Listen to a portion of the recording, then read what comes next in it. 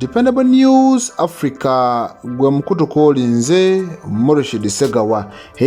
Muwevu endala abasajja aba Iran basobodde okubeera nga mwattu bakola okuwolera. Baneeno batagetinze AWACS ne refueling aircraft eziri mugala mu kiseera ky'ennyonyi muna mu ggwanga era eziri kimanyikiddwa nga Ben Gurion International Airport. Bano abasajja era bageze maaso n'okubeera nga babalula ladder ne electronic warfare sites mu ggwanga era United Arab Emirates. Iran ze zimu ku nnumba zeeyongedde okubeera nga ekola olunaku olwaleero. Era amagye bwe gatyo gageze maaso n'okubeera nga gagamba Omuyudaaya ekyamazima ennumba ze yakoze wamu n'eggwanga erya Amerika zaabadde za bulabe, zaabadde za ttabbu, nabo babadde bateekeddwa okubeera nga mwattu bakola okuwolera nga kibageze maaso n'okubeera nga bakola. Era batubuulidde ne bagamba amagye bwe gatyo gasobodde okubeera nga gakuba zino US AWACS nkugambye ziyambako mu kulondola obwengula wansi ku ttaka ne ku mazzi.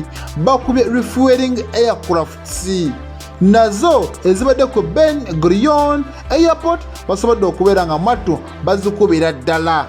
Bagasseeko ladder sites zino nno nga ziyambako okubeera nga mwattu zitrackinga emizinga kosa ne combat drones. Electronic warfare sites nazo abasajja bazikubye mu ggwanga era UAE nga bwe nageze maaso n'okubeera nga nkoboolera. Ku guno omulundi basinze kukozesa drones ezimanyikiddwa nga Arashi 2. Zino eno esobola okubeera nga mwattu zikuba mu buwanvu bwa kilomita 2,000. Abasajja bakikoze ba Irani era bwe batyo bagaze maaso n'okubeera nga batubule ne bagamba bajja sigala bakola ennumba ezifaananako bwe zityo mpaka abasajja bwe banaakoma okubalumba, paka bwe banaakoma okubakuba. Bwe batakikole nabo bajja sigala nga mwattu babesasulizaako. Era njagala nkubuulire kati omwezi gwaweze era Omu-Iran bw'atyo ageze maaso n'okubeera nga atubuulira n'agamba mu kuwolera kwe tugeze nga maaso n'okubeera nga tukola ku base ez'omusajja Omumerika tubabuulira ekyamazima tudamaginze ebintu ebibalirirwamu ensimbi eza $8 obukadde 8.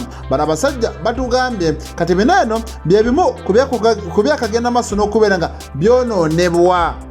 Bagambye bakubye eziri Century AWACS Command and Control Plane ennaku z'omwezi 27.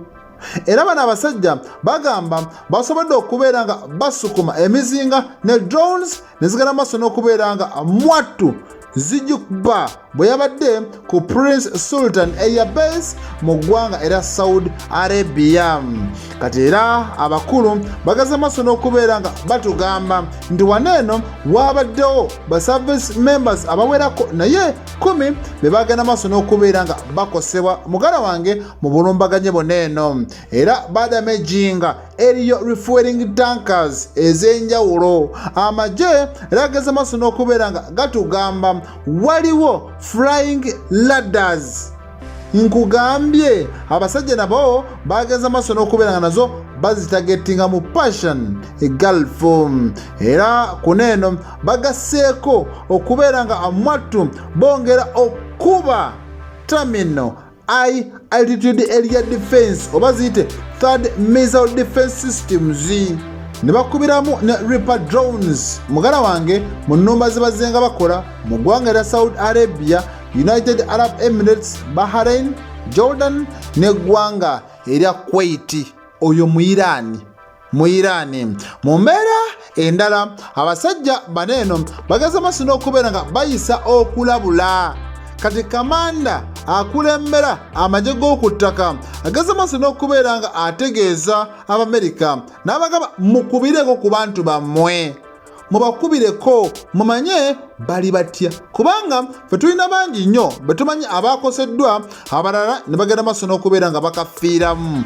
Era bagamba buli kiisi ayina omwana wo nga bamudeployinga mu West Asia mu kyono kya Buwalabu mukubireko omubuuze gy'oli oli bulungi bw'oba tomuwuliza muganda wange manya tiyomu kwabo abali kutaasulewo taasiibe oba sekyo nga yattiddwa.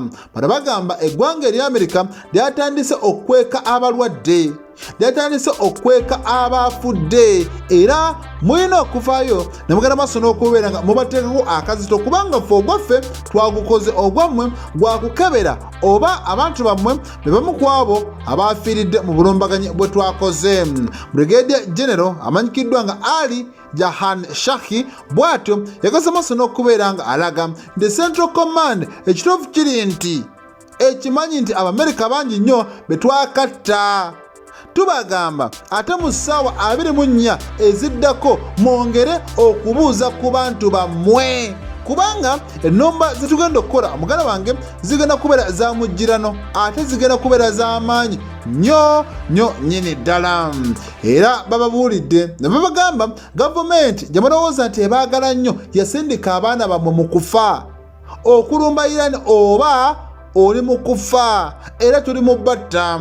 Era bano bagamba mugenda kulaba ki ekigenda okuddako, tubabuulira mugenda kulaba ki ekigenda okuddako ate singa kanabatanda ekyamazima ne balumba ku ttaka mugenda kuzzayo mirambo ku mirambo. Omukulu ono bw'atyo wayogeredde bineeno nga mwattu ne Katam Al Ambiya Central Headquarters bageza maaso n'okubeera nga batubuulira nti abajaasi b'Amerika ababaddeeyo mu 500 babakubye ku lunaku lwabadde lwa 6 lwokka.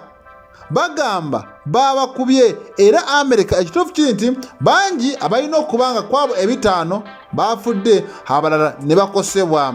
Era omwogezi wa headquarters amanyikiddwa nga Lieutenant Colonel Ibrahim Zolfakari bw'ati yagaza maaso n'okubeera nga atubuulira n'agamba ku guno omulundi ekyamazima abasajja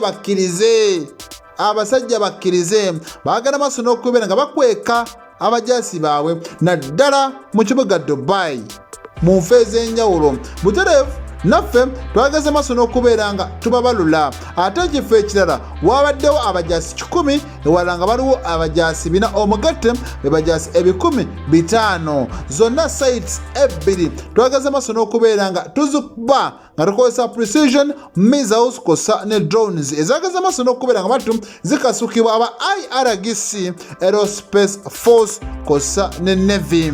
Era bw'atyo yasobodde okutugamba tegereka kati Amerika bw'etyo yasobodde okubanga esomba ambulance empitirivu nnyo okusobola okulaba nga baneeno babaddusa malwaliro okufuna obujjanjabi bagende malwaliro okufuna obujjanjabi.